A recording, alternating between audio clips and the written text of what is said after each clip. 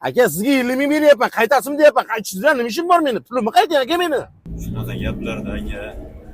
Ay, tirikchilikda Ay, shu tirikchilikda ayb yo'q. Salom alaykum. Charchamayapsizmi kechmaganda? Aka, mashina issiqmi?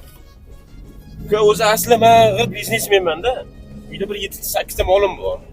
Ha bir 5-10 ta qo'yim bor, hozir ikkita yo'ldan qo'y oldim, to'g'risi gap.